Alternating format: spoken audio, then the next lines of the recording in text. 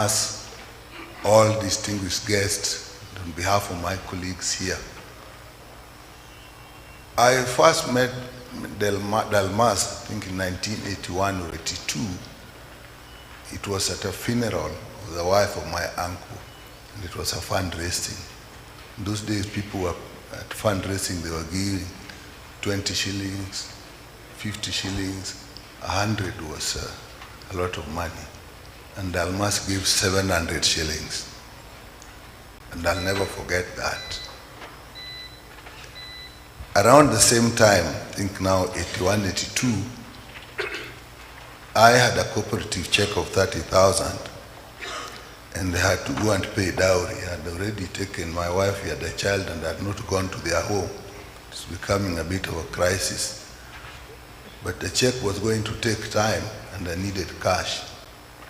So Paul Gondi was working with Dalmas at the BT, and they said, we can change that into cash. And I went, and I got 30,000 shillings cash. And I was introduced to him again when he greeted him. I paid dowry. We have 5 children, and my wife is still with me. That was great. Fast forward, I met Dalmas in the coalition government, and he was chairing a cabinet committee. When the constitution was done, the article on the Human Rights Commission was actually just one, but there was provision that it could actually be split in the Commission for Administrative Justice, the Human Rights Commission, and the Gender Commission.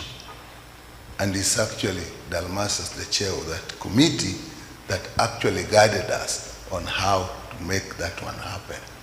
So the Commission on Administrative Justice, the Gender Commission, and the Human Rights Commission, I think we owe that to Dalmas. And then in the public service, what I remember most when he was a minister was the peace that we enjoyed, and then performance monitoring and performance contracting. That made a big difference. I know we are still doing it. It was well structured. There was a permanent secretary in charge of it, and we had to have contract. That's when we came with the issue of program-based budgeting. So you had to have a plan, a national plan for your ministry. Then you have to add, you have a strategic plan. Then you change it into annual work plan, and then you change that annual work plan into programs. And that is what then would be the basis of the budget. So you go to the budget and you now budget for those programs. And then you picked indicators and you said yourself, I'm going to do this in this time. He brought all that. So it made work so easy.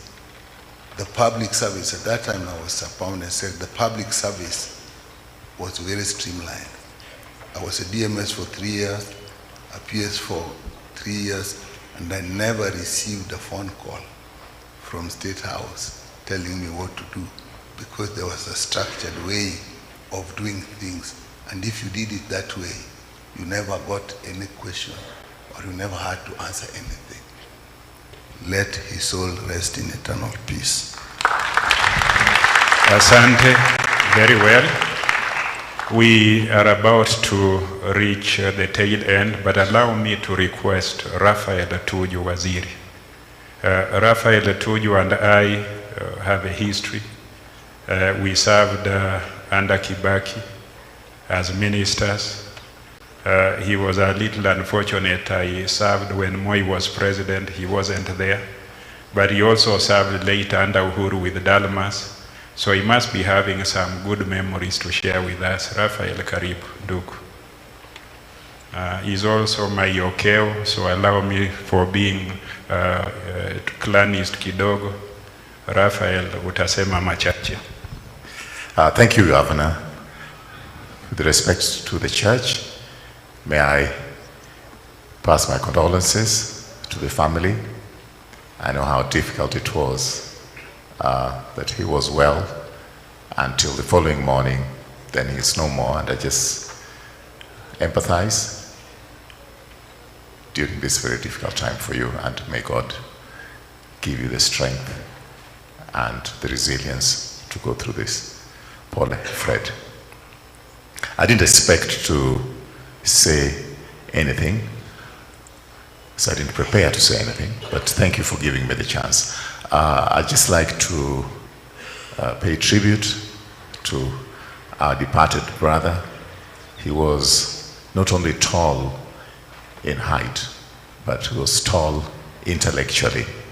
And for that reason, many of us looked up to him for his very calm counsel, his very kind and concern, especially for the people that he served. When you hear in his eulogy that he's taken care of 400 students, ensured that they went to school, went to college, and now they are in different walks of life as doctors, as lawyers, as achievers in different fields. That's the best you can do in life. And really, we can today say very good things about him, but what really lives are the people he touched, the people he helped, the people whose lives he changed. Forget about politics, because politics is very dishonest. And what he did for those people that he touched, I think we should thank God for that. And when we go through a moment like this of mourning when one of us is departed, it should be a poignant reminder to all of us that we are all mere mortal. May God rest his soul in peace. Thank you, Raphael. We are coming to the tail end of the good memories. I know many of us have had a better relationship with Dalmas and would have loved to speak here.